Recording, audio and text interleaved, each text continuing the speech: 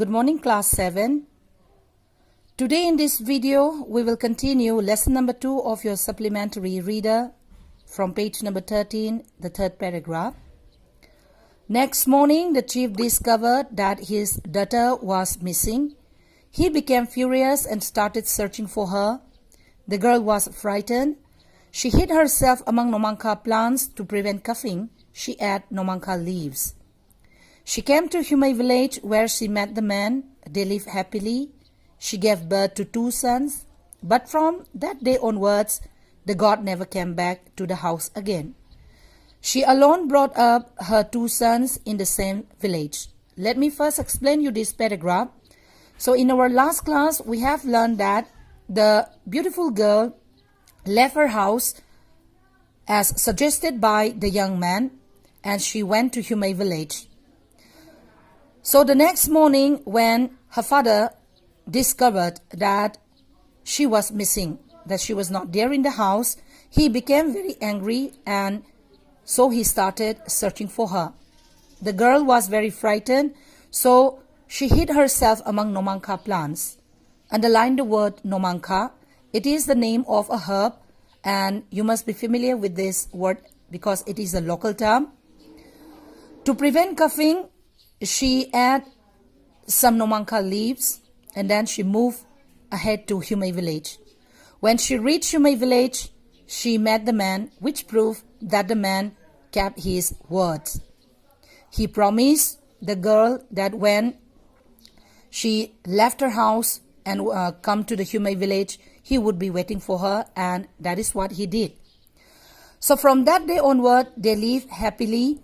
She even gave birth to 2 sons. But again, what happened to her life? From the day she gave birth to 2 sons, the god never came back to the house again.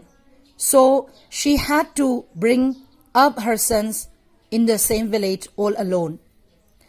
So when the 2 sons grew up, one day what happened? The younger son made a request to his mother saying that he wanted to go and see the valley.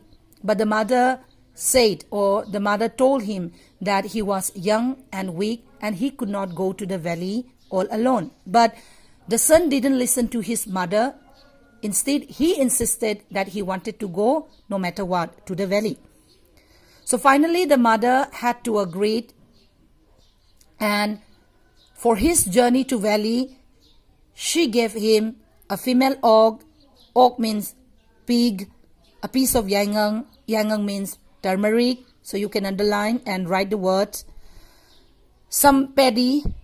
So with these things given by his mother, the younger son started his journey.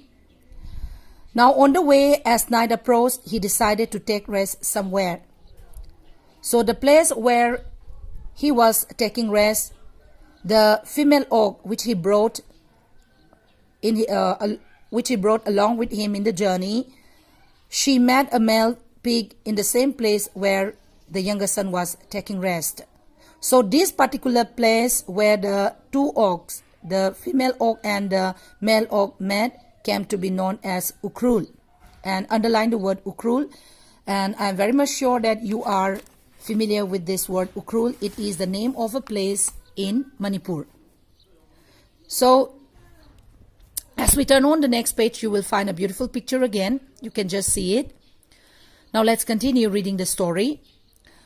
Next morning, the younger son continued his journey, and after traveling for some time, the female og gave birth to a piglet.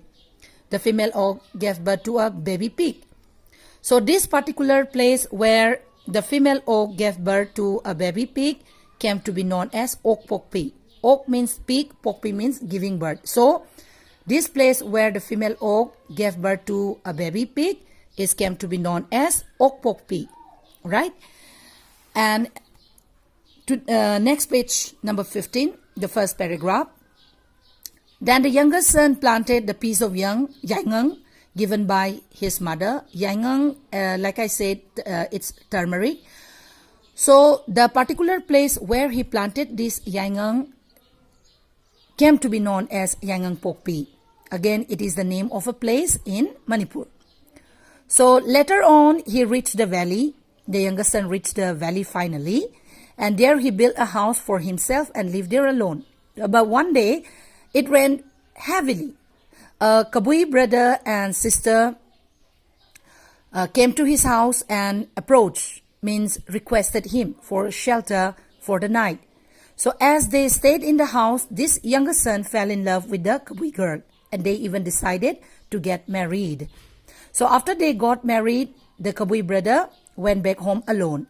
Now, the younger couple worked very hard in the valley, and for their living, they do farming. So they tilled the land and grew various crops. The husband sowed paddy given by his mother. Then the wife gave birth to a son.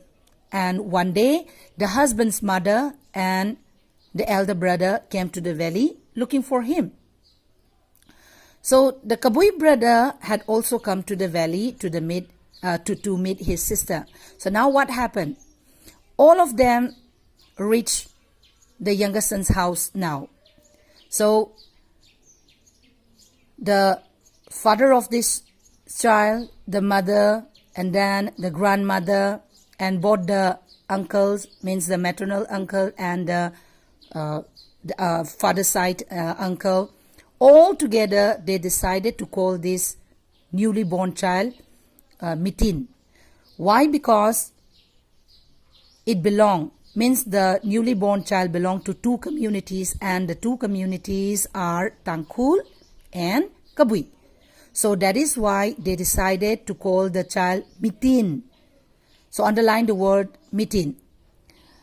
Legend has it that the Tangkhul man and a Kabui woman got married, and they started settling in the valley in this way. So that's the end of the story. And like I said before in our last class, that it is a Tangkhul folk tale. And if you just look at the page number 15 at the bottom of the page, it is even written there that it's a Tangkhul folk tale.